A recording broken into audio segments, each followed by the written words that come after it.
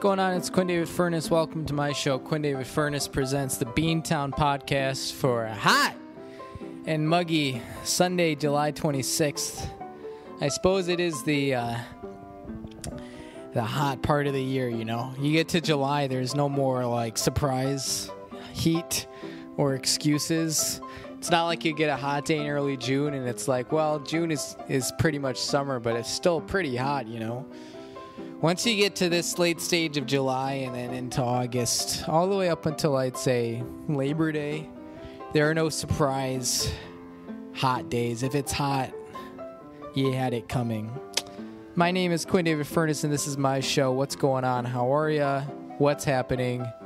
Did I mention it's hot? Wow. Today's one of those days where it's really hot, first and foremost, but second most, it's windy, right? Which is a great thing to have, right? You'd rather have wind than no wind. But it's so hot, it feels like it's hovering around 105 right now, that the wind is just like a hot wave of air. There's no refreshment. We're not picking up anything off the lake. I bet Lake Michigan is pretty toasty today. I was at a pool yesterday. I was at Rachel's parents' house, and they had the heater on, which I don't understand, in the pool. It was toasty. And that thing would have been a hot tub without the heater. It was it basically felt like you go to the hotel pool and you go in the hot tub and the heater in the hot tub like isn't totally working, but it's so hot in that chlorinated pool room anyways that it's like kind of a hot tub. That's basically what it felt like. So we're doing our best to stay cool here. I'm hoping the audio on this works out okay. I do have the tower fan going on level 2 out of 3, and it's blowing pretty well. And then we got all 3 of the ceiling fans in the apartment are running.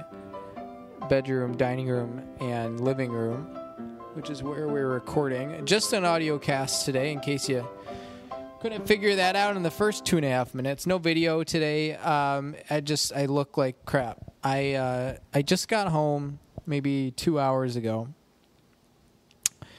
and I hadn't been home in 30 hours or so, a little bit less than that. But haven't showered since yesterday morning after my long run. So we're recording this at 5:00 p.m. I last showered at 9 a.m. yesterday morning, but there's just been a lot of going to the pool, so chlorine. By extension, a lot of sunscreen, and then, sleeping through the night. And then today, man, it's hot. Conveniently picked today out of all days to go do an outdoor social distance approved hangout with some college friends that I haven't seen in a while. Just not even doing anything, literally just sitting in a green patch underneath a tree in the shade, just catching up, chatting out by the lake there, which was nice, but boy, it was hot, very sweaty. So we got all that working, and I was going to shower when I got home, right? Because you can, so why not? But then I realized, well, I'm getting carry out, get some Chinese food for supper. And I figure, well, actually, the Chinese place I go to is it's a solid 20-minute walk. It's not like just around the corner. It's you got to go. It's a little over a mile away. So you burn some calories going there and coming back. But I figure, by the time I get back, I'm going to be super sweaty. So I might as well just eat supper, and then I'll shower after that. So. Which is a dangerous precedent. The last couple of Sundays, I have put off my showers until like bedtime, but you got to go. You got to do it. And so I'll be like half awake stumbling into the shower. And it feels great to get clean, but it doesn't feel that great to be ready for bed. And then it's like, well, now we're going to hop in the shower. First world probs, though. Listener discretion is advised. When you're listening to the Beantown podcast, number 1, we'll occasionally use some language, and number 2, podcast is objectively terrible. Although I gotta say, I'm really excited for today because we're going solely SOLELY off of an email from hashtag friend of the podcast, Tarek Shahada. If you don't know his work, go check out the local Glow podcast. And he's also got some of his own music in different parts of the interweb. You just got to look for it a little bit. He released an EP about a year ago. 3 songs, I think. It's a lot of fun. Got to go check that out. But Tarek emailed us saying, hey, I'm not reading this. I'm paraphrasing this. I'm a fan of the Power Rankings. You know, we did Power Rankings for American Girl Dolls a little over a month ago, I think. And then in our second half of last week's program, we talked about Coldplay albums, which wasn't the main focus of the show. I just kind of threw it in there to fill time. And I know what you're saying out there at home. Quinn, the last 135 episodes of the show, you've just been filling time. Well, give me a break, okay? It's hot. But today, I'm excited. We're bringing back the Power Rankings. I figure, you know, not like the show is transitioning into a Power Rankings show. But the thing with the Beantown podcast is, you know, the main shtick has always been to talk about my adventures and experiences, because that's what everyone was asking for 2.5 years ago when we started. But frankly, with quarantine, not traveling, and not having that many interesting experiences. So you got to evolve and adapt and overcome. Although I'll say next week, going to Indiana for a wedding, we've had at least 1, maybe 2 lively Beantown podcast episodes from Indiana in the past. I don't know what we're going to do. I might record on like Thursday night or something, get it out of the way, because I'm not bringing my podcasting equipment with me. And I'm sure as hell not doing it Sunday night after you get back. So, yeah. Be on the lookout. We might have a little midweek surprise here. Speaking of midweek surprises here, before we announce our Power Rankings for this special episode, I should mention for those listeners who are still wondering, hey, Quinn, you know, you read the Scott Farrell book. It's out there on YouTube. We've got the private link if you want it. But you're wondering, what's Scott been up to the last 4 years, 3.5 years since the book ended? He turned 40 on Friday. Very exciting. Happy birthday, Scott.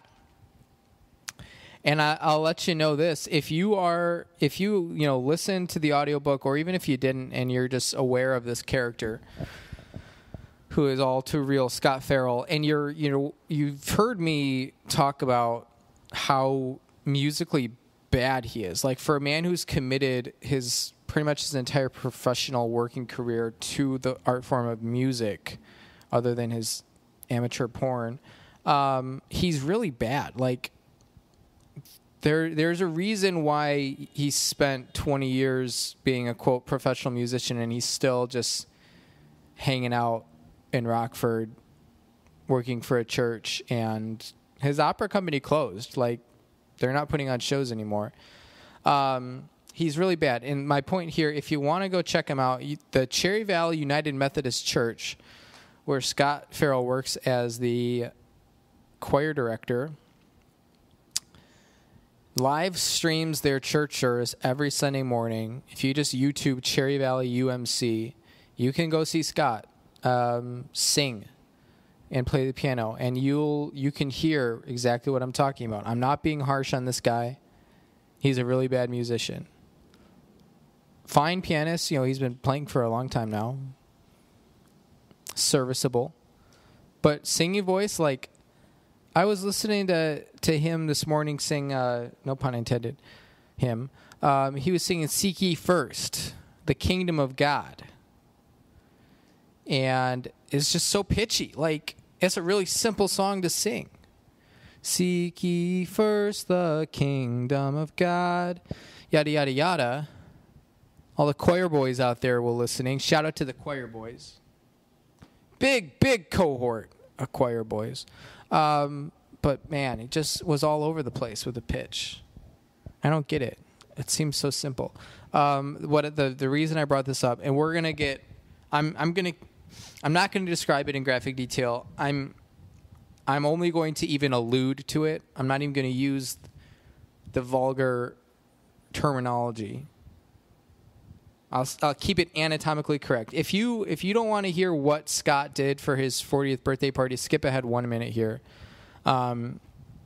It's not even that bad. It's not anything sexual even. It's just related to a piercing.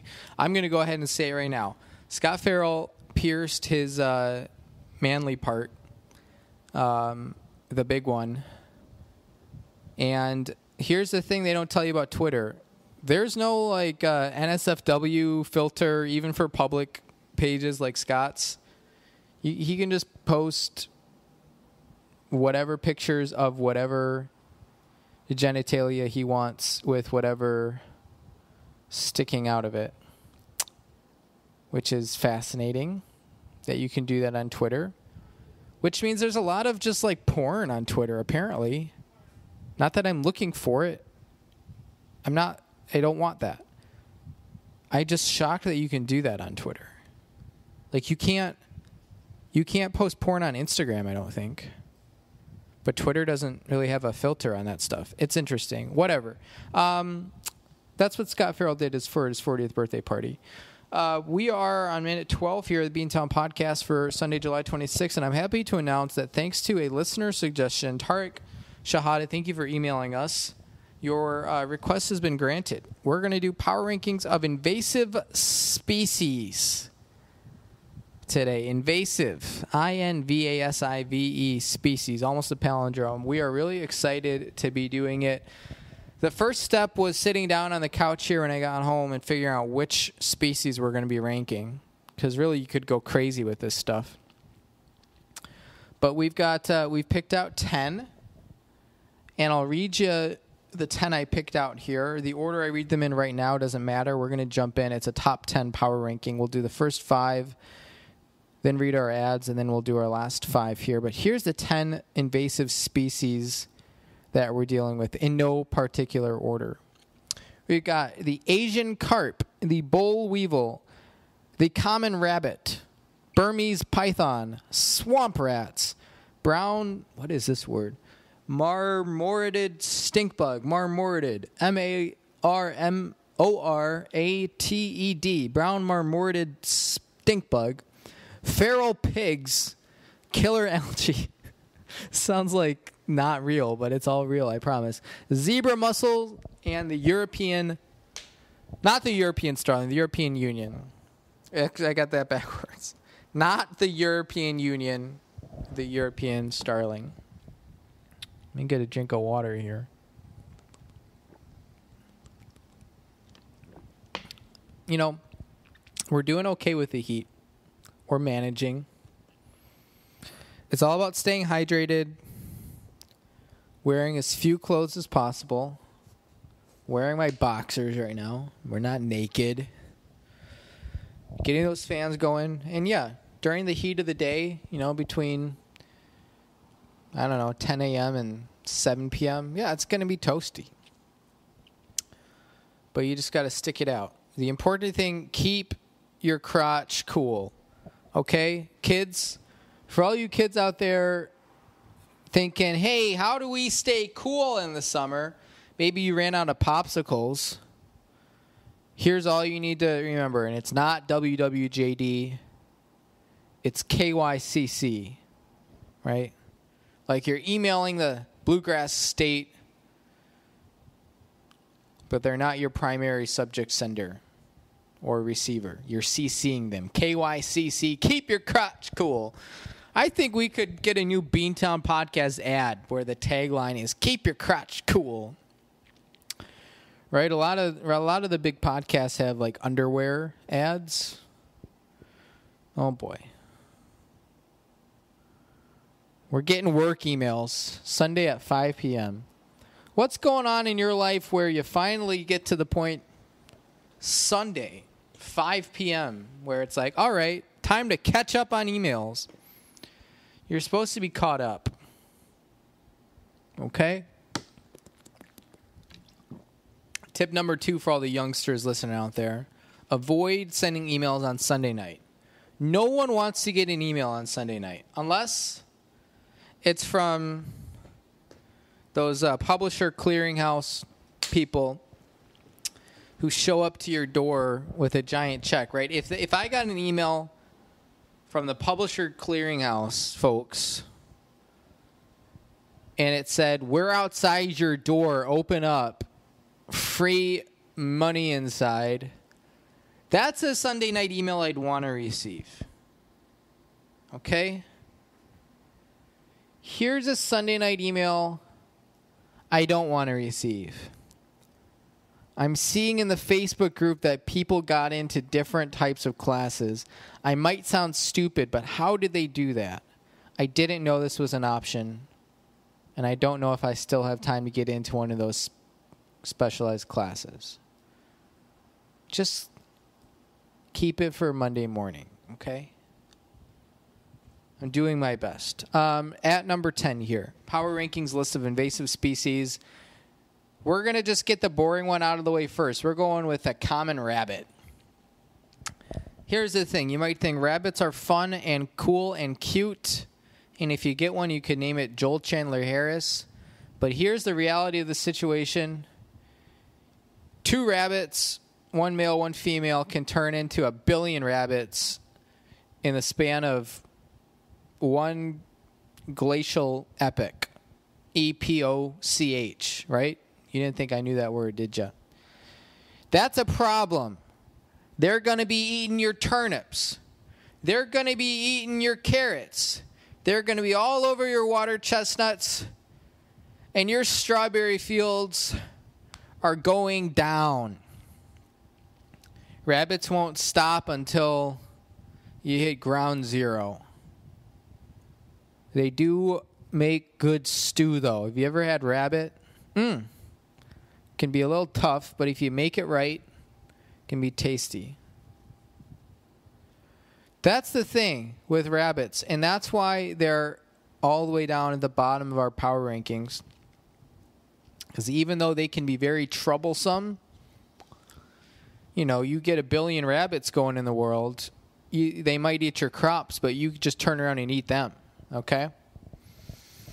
Not a bad deal. You're going to see a lot of these species. Are they all animals? Let's see. More or less, yeah. We didn't touch plants. Sorry.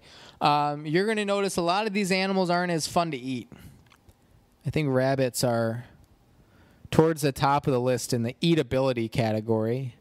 Number 9. Fans of birds will be bummed or happy, depending on how you're treating these power rankings, to see the European Starling. No, it's not Dame Maggie Smith.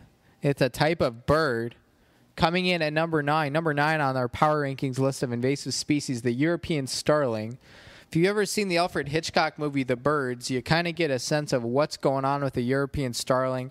They fly in gigantic flocks. Imagine a cloud of locusts, but instead of locusts, it's birds.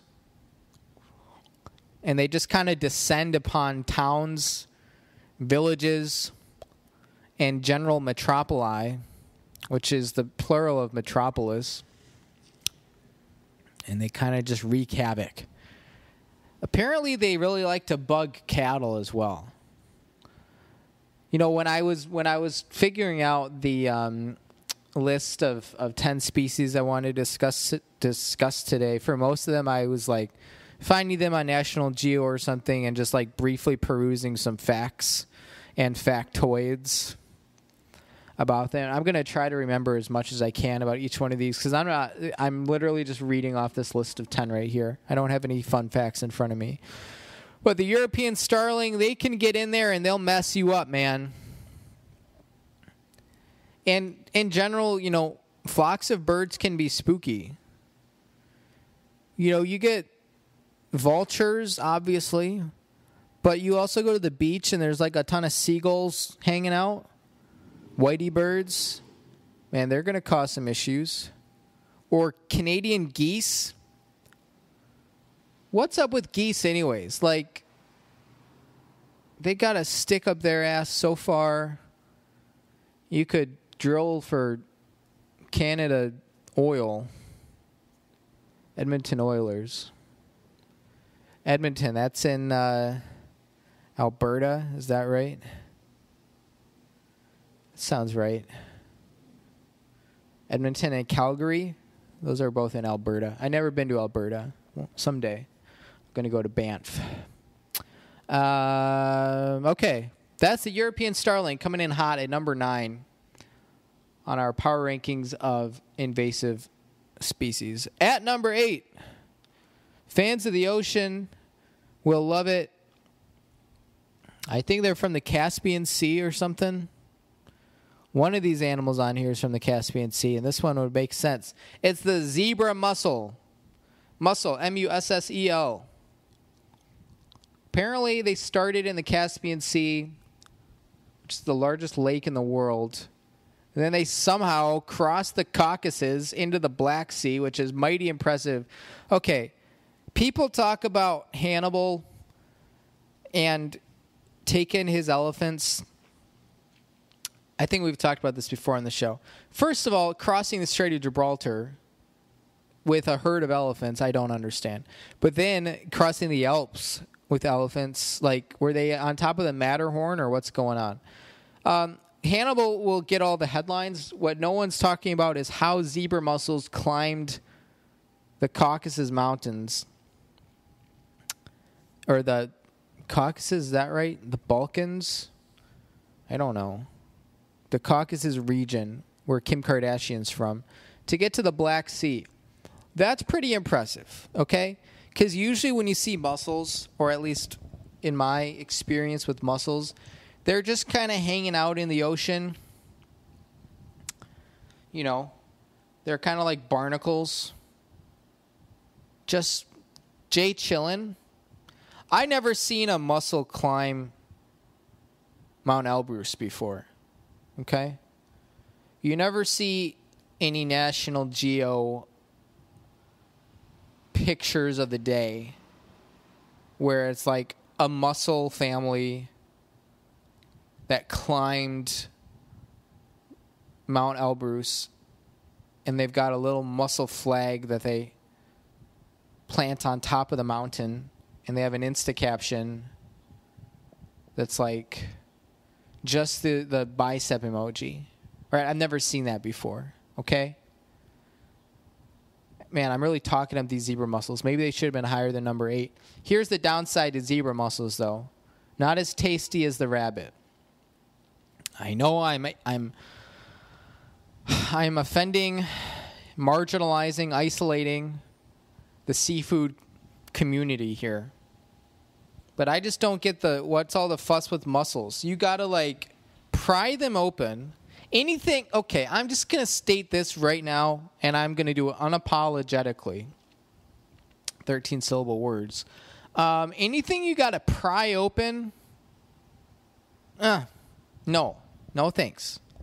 We're talking lobster, clams, anything with a shell I'm not particularly interested in, mussels.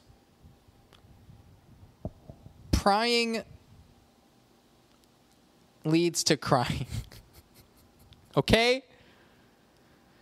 There's tip number 3 for the kids. Number 1, KYCC. Number 2, I forgot. Number 3, prying leads to crying.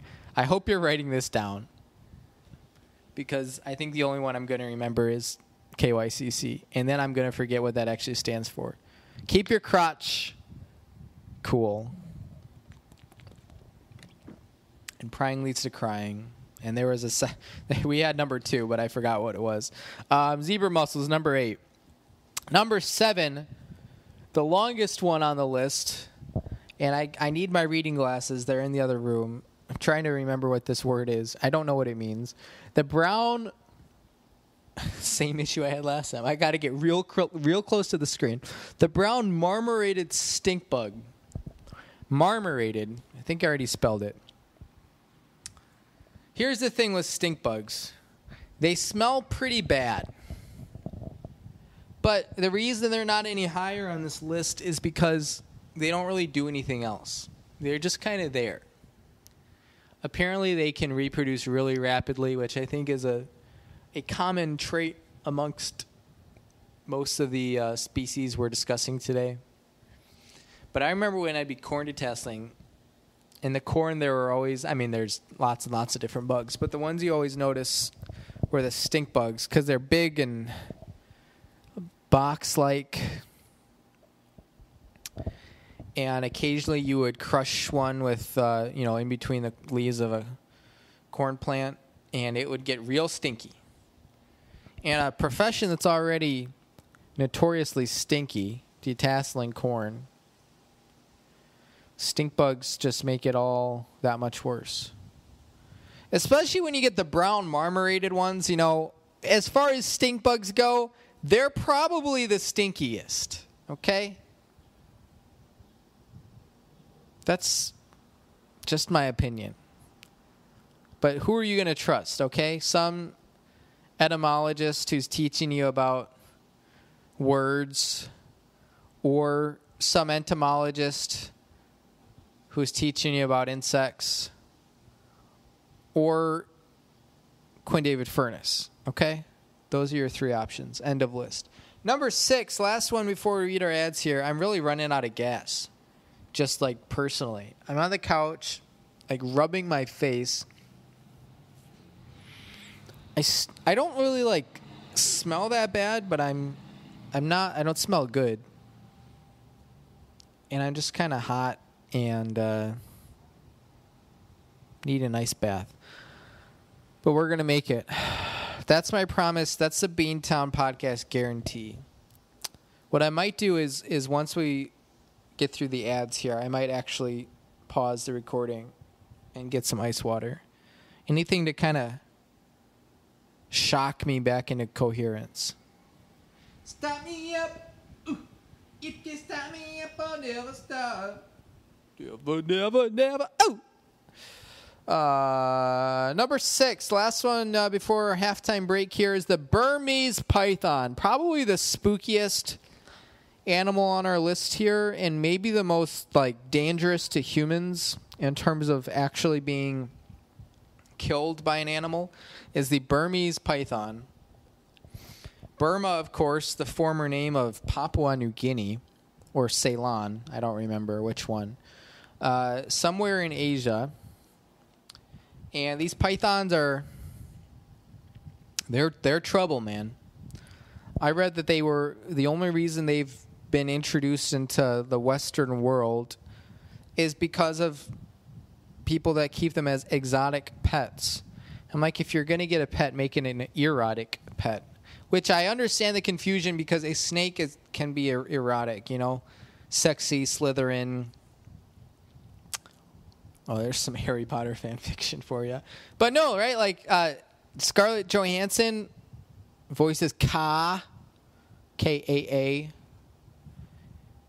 I thought that was a type of triangle in geometry. What do you got? Your SAS? Your ASS? That was my favorite one. Scarlett Johansson's ASS. Oh, all right, off topic here, but the Burmese Python is number 6. Those guys are large and in charge. They'll squeeze you around your belly just like we learned in Land Before Time. Number 5 with Chomper. They're trouble. You know what I'm going to do? I'm going to read the ads, and then I'm going to hit the pause button. I'm going to get some ice water, and I'm going to go watch, not the entire 5th Land Before Time, but at least that one song. Where they're, that episode was trippy, man, because they're on, the land bridge. And then the land bridge disappears. What happened there? And then it's like Castaway. I'm going to have to read through the plot of Land Before Time 5. So I apologize if it's a little bit of a longer break. You should just consider yourself lucky that I'm not reading the Wikipedia plot of Land Before Time number 5 live on air, okay? If you want to do that, Google it yourself. But I've got stuff to do, and I get to have Chinese food after this. Number 6, the Burmese Python. That's a good time to take a little break here, and let's hear from our sponsors.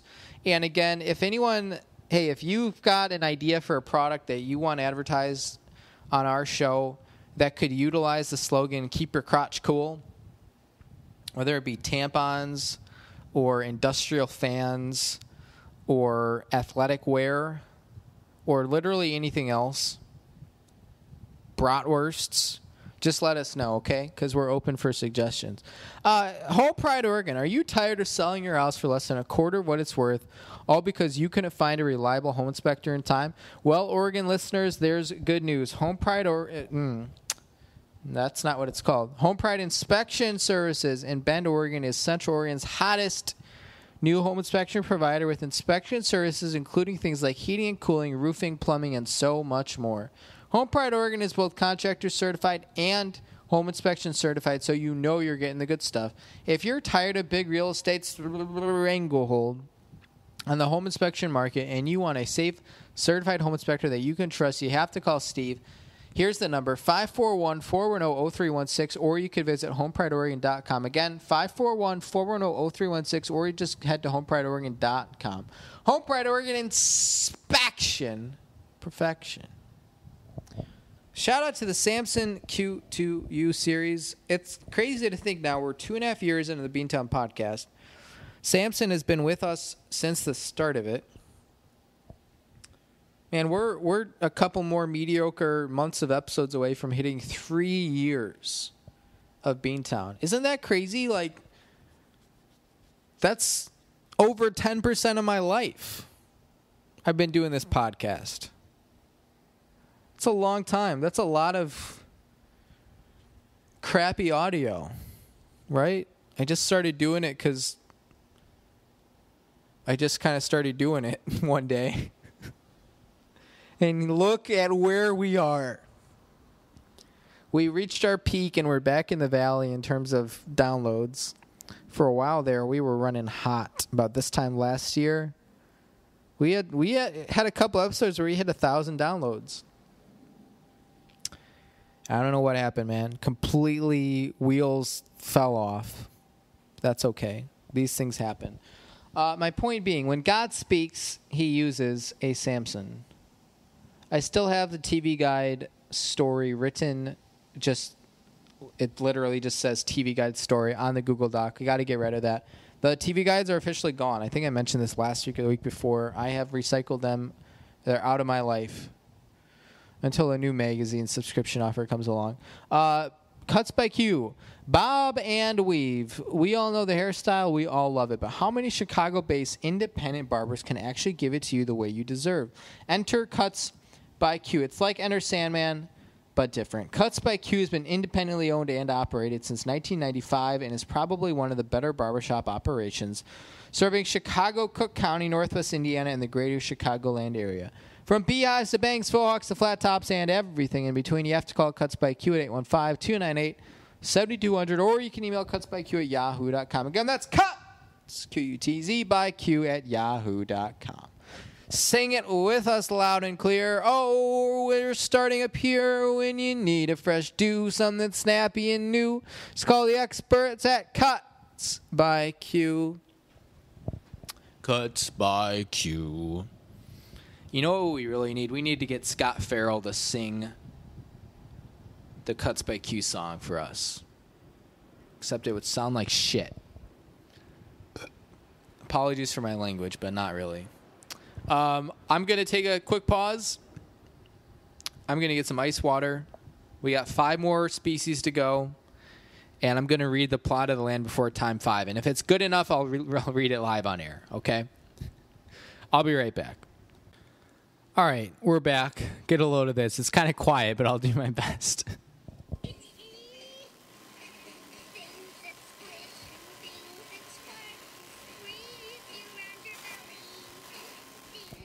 All right, that was it. I don't even know if you can really hear that. Land Before Time 5. I forgot these songs are like... Everyone's singing. Oh, boy. What do you got? Littlefoot, Sarah, Petrie, Spike. Is that one of the characters' names? The kind of dopey one? Chomper, my favorite. Makes his first appearance in number 2, I think. And then shows up again in number 5. Ducky. Land Before Time 5, The Mysterious Island. What a production. 1997 direct-to-video animated adventure musical film. Wow. What a cast of characters. Littlefoot, Sarah, Ducky, Petrie, Spike, Chomper, Grandpa and Grandma Longneck. Oh, yeah, because Littlefoot's mom dies in the first one, right? It's like Bambi. Wow. So who what's the like conflict in this one? I know that the like land bridge that they walk on disappears. I don't know. Whatever. Sharptooth. Is that what it is? Welcome back. I said I wasn't going to read about it on air, and here we spent the first 2 minutes of the second half doing just that. Oh, man, look at this. Holy cow. Look at this Sharptooth character. This guy is bad news.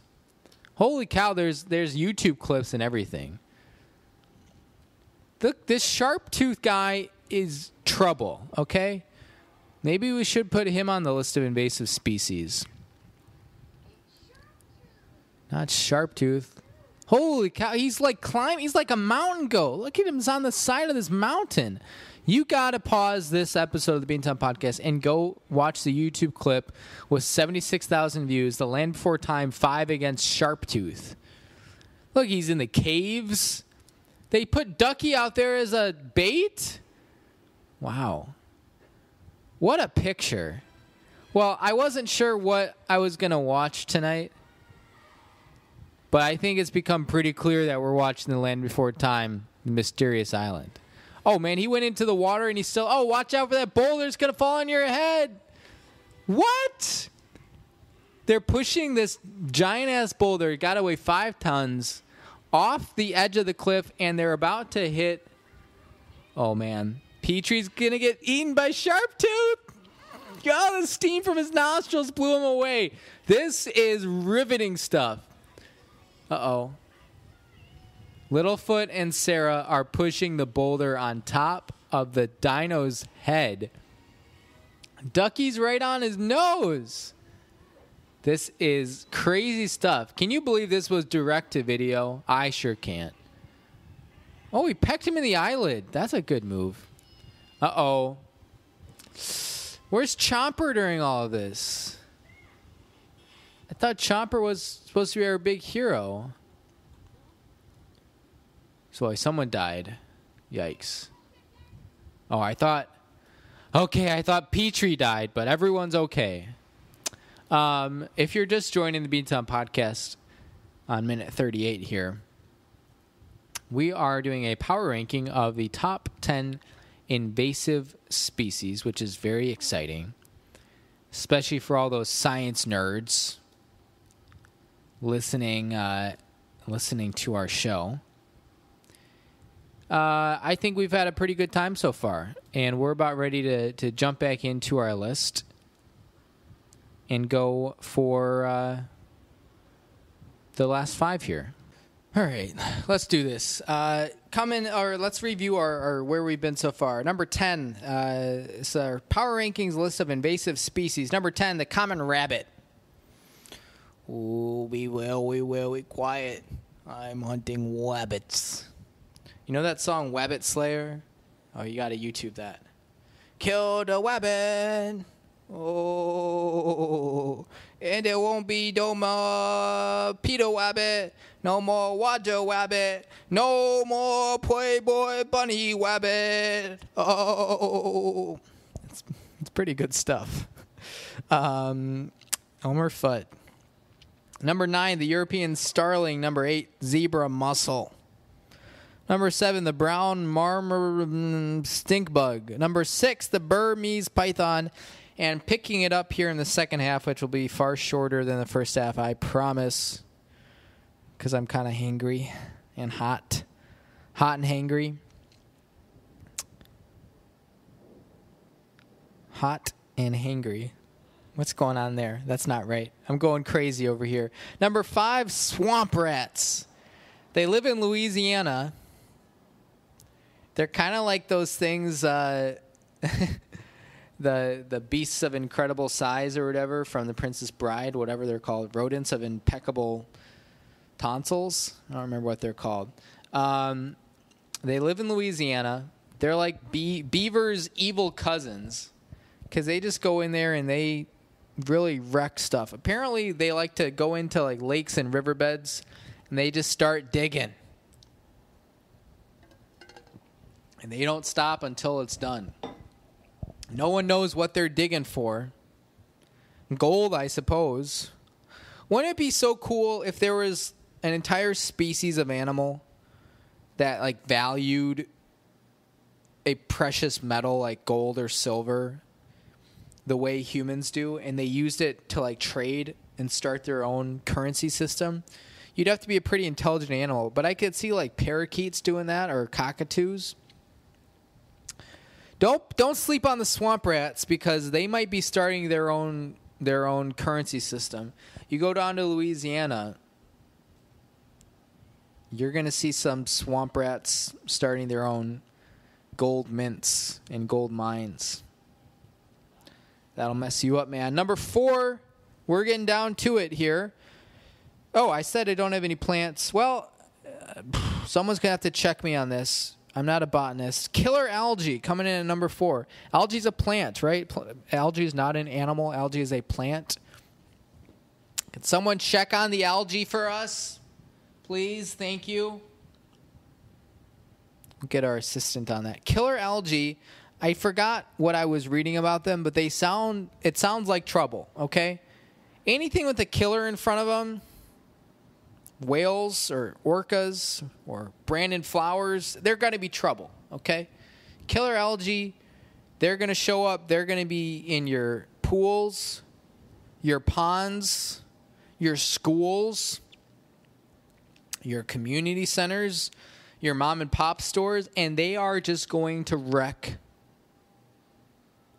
it all. They're going to wreak havoc, and you're going to have a lot of scum, pond scum specifically, also known as killer algae. It's estimated that killer algae covers 75% of the world's natural bodies of water. Full coverage. You can't even get a canoe through there. That's what we're dealing with here, okay? You know, you can talk about libtards and terrorists and swamp rats all you want, but the real killers are killer algae, as far as I'm concerned. Coming in at number 3, a very fun one, feral pigs or feral swine. I think that's the state animal of Louisiana, besides swamp rats. Feral pigs can be found on every continent except for the ones where they're not found. Wouldn't it be badass if there was a colony of feral pigs in Antarctica? They just adapted to the cold.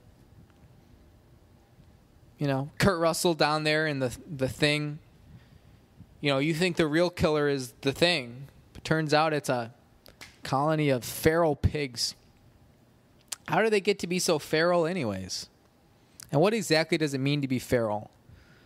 Is feral a synonym for just being wild, or does it have something to do with being like infected by something? I don't know.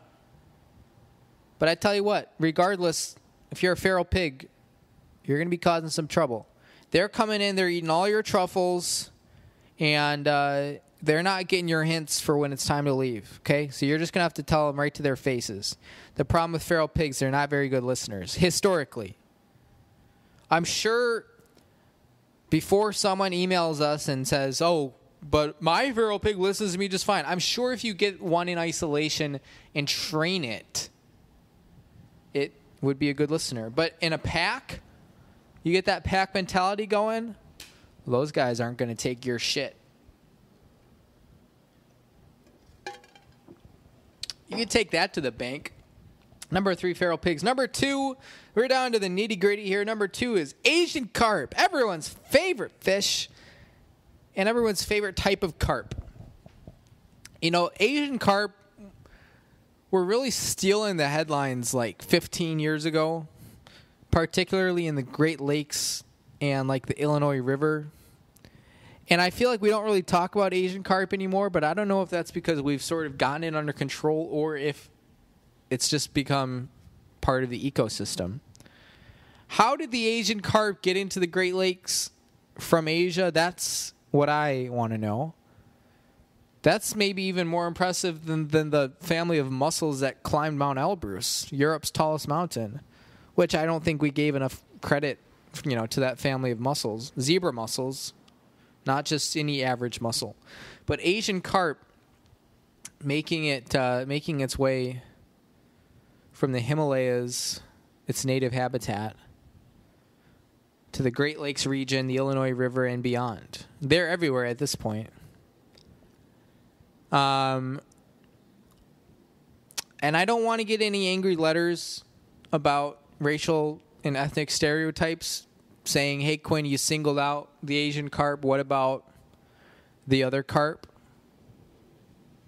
I don't have time for this, okay? I'm running a very mildly successful podcast. You know what you can do? You can email beantownpodcast@yahoo.com. Again, it's beantownpodcast@yahoo.com, and I'll throw it in the spam folder. If that makes you feel any better, you feel like you're heard, been listened to. Speaking of listening, the only person who listens worse than a pack of feral hogs is yours truly, Quinn David Furness. Coming in at number 1, I think a lot of people knew it was going to be this way. They have a very fun place in United States history. Coming in at number 1, and thanks to Tarek Shahada for the idea of ranking invasive species, it's the boll weevil. You know what I would really like, and I think we could make the boll weevil less scary, less intimidating, is if in the biology textbooks, the botany textbooks, the zoology textbooks, when you show the picture of the boll weevil, if they all had boll cuts done, and I don't want to shit where I eat, but done maybe by cuts by Q, cross dimensional revenue. Isn't there product vertical integration? That's the terminology for it. Someone paid attention in macroeconomics, which I never took, but now I'm taking all y'all to school. The boll weevil would be less intimidating if it had a boll cut. I think we can all agree on that one. But the boll weevil, infamous for destroying the cotton crops of Georgia back in the 1920s, as if the 20s weren't already tough enough. Boy. And then just when things got the worst, then the 1930s happened. And then we elected a Democrat in Roosevelt. Jeez. On top of all other things. What's next? World War II? Yup. In case you're tuning in at minute 48 of the Beantown Podcast, Quinn is doing a retelling of 20th century American history. Welcome to the show. Thanks to the boll weevil. And remember, kids, keep your crotch cool. I said I was going to forget number 3. I already forgot number 2. I did forget number 3. Was it something to do with Land Before Time 5? I don't know. We have been all over the place on today's episode, but I think it's been a good one. I closed out the list without going back to the top 10. That's highly embarrassing. And you know how technology is, and with my thumbs, it's going to take 30 seconds just to find the list again. Never mind, I found it. To recap, number 10, the common rabbit. Number 9, European Starling. Number 8, zebra mussel, famous for their mountain climbing abilities. Number 7, the brown marmorated stink bug. Number 6, the Burmese Python, which is when we talked about Scarlett Johansson. Number 5, swamp rats, state animal of Louisiana. Number 4, killer algae. They cover 70% of the Earth's fresh water. Number 3, feral pigs. They're not good listeners. Number 2, Asian carp is not a stereotype. And number 1, the boll weevil. I've never seen Bull Durham. Kevin Costner. What about the Battle of Bull Run? Great battle. Is that the same thing as the Battle of Antietam? And is that in Virginia? Maryland? Who knows? Bull Run. I always get my Civil War battle locations mixed up. The first Battle of Bull Run, also known as the First Battle of Manassas, that's what it is, it's not Antietam, was the first major battle of the American Civil War and was a Confederate victory. Well, that's embarrassing. So where is Bull Run? Virginia, I assume? Yeah. 25 miles southwest of D.C. So where is Antietam? Is that in Maryland? That's also known as the Battle of Sharpsburg. Boy, there's a lot to keep track of here. Battle of Antietam. It's a fun name. Well, just tell me where it is. Sharpsburg, Maryland. Was that so hard? Wikipedia. What a joke. Thanks to Tarek Shahada for that great idea. That was a lot of fun. Going through invasive species. I know I had fun. And I'm watching a Snapchat of raccoons playing with house cats. What a day. Yes, I'm Snapchatting and podcasting at the same time. I have a life. Got to give the fans what they want. Hey, if you have any other ideas, you can shoot us an email. I think we've already said it like 4 times on the show already. So I'm not going to repeat myself. You should have been listening. Things have gotten very hostile on the Beantown podcast. Thanks, everyone, for listening. This was a fun episode. If you had fun, let us know. Leave us a comment on YouTube or another place. Text me. Follow me on my OnlyFans. Right? 50% off now through Christmas. That's what I have for you. Thanks, everyone, for tuning in. Maybe like a midweek special coming out this week because I'm not doing a podcast from Indiana, but we might do a podcast about Indiana. Who knows? So look out for a little midweek or late week treat, perhaps. That's all I got for you. Let's get some music going here, and I'll try to upload this stuff. And, whenever you're listening, hope your day goes well. Stay safe, stay sane, and I will check in on you next time. Bye, everyone.